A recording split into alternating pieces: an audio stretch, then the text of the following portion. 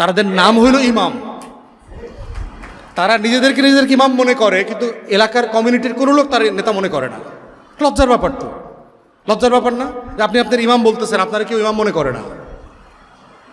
তাহলে আল্লাহ তাআলা আপনাকে যেখানে দিতে চাইছেন, যেখানে নিতে চান, আপনি সেখানে যেতে চান না, তো আল্লাহ তাআলা আপনার কেমনে নেতা বানায়? ভালো টাকা পড়ছে নেতা, তো আপনার নিজ দায়িত্বে নেতা হইতে হইব। তো হিলফুল ফুজুল আল্লাহ রসুল নিজ দায়িত্বে করছেন না?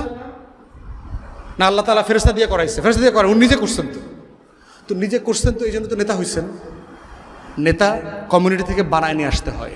এই জন্য আমাদের ওলামায়ে কেরামরা নিশ্চিন্তে দিনের অনেক খেদমত করে যাচ্ছেন, আল্লাহর কাছে তারা পুরস্কার পাবেন, কিন্তু দুনিয়াতে কিছু পাবেন না, কারণ দুনিয়ার জন্য তারা আসলে কিছু করেন না।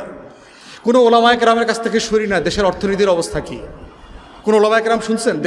দেশ নিয়ে একটা বক্তব্য আছে, গণ অভ্যুত্থান নিয়ে দুইটা রাজনৈতিক বক্তব্য আছে ওলামায়ে কেরামের। সবাইকে শুধু বুখারী নিয়েই কথা বলতে হবে? বুখারী নিয়ে কথা বলার লোক আর নাই। আর আমরা জিন্স পরি বলে আমরা বুখারী নিয়ে কথা বলতে পারবো না? ইমাম হাজার আসকালানির বই তো আমি পড়ছি, বিদায় নেহায়ের ব্যাপারে তো আমারও তো ইজাজা আছে, আমারও অনেকগুলো কিতাবের উপর ইজাজা আছে, আমি তো ইজাজা বেচে খাই না।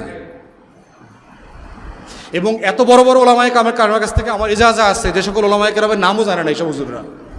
সারা দুনিয়ার এত বড় বড় ওলামায়ে কেরামদের কাছে লেখাপড়া করছি। তো এই জন্য হচ্ছে ওলামায়ে কেরামদেরকে অনেক অনেক বাস্তবে আসতে হবে। তারা দুনিয়াতে কেমন যেন থাকে না, তার সাথে কথা বললে মনে হয় ওনারা দুনিয়ায় থাকেন না, দুনিয়ার ভাষায় কথা বলেন না, দুনিয়ার মানুষের মতো করে খুতবা দিতে পারেন না। অথচ আমরা বাহিরে থাকার কারণে এত ভালো ভালো খুতবা শুনছি। যদি ভালো খতিব থাকে একটা মসজিদে, ভালো তাফসির হয় হাদিসের এবং কোরআনের, 1-2 বছরের ভিতরে ওই মহল্লার চেহারা পরিবর্তন হয়ে যেতে পারে। কারণ মানুষের যে সম্মান, এই মানুষগুলো নিয়ে, এই সম্মানগুলো নিয়ে তারা হতাশ হয়ে প্রতিদিন খুব ঢিলাঢালা হয়ে মসজিদ থেকে বাইর হয়, নামাজের পরে মোনাজাতও শরীক হয় না, বাইর হয়ে যায়। কারণ তৈরি হয় না এখানে।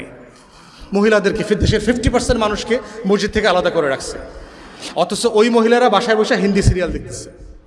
মসজিদে আসতে দিব না, বাসায় বসে তুমি হিন্দি সিনেমা দেখো, কোনো সমস্যা নাই, কিন্তু মসজিদে তোমার আসতে দিব না। যত দুর্বল ফতোয়া আছে, যত দুর্বল দলিল আছে, এগুলো দিয়ে করতেছে। অথচ আল্লাহ রসুলের পিছনে হাজার হাজার মহিলারা নামাজ পড়ছে, যুদ্ধও করছে।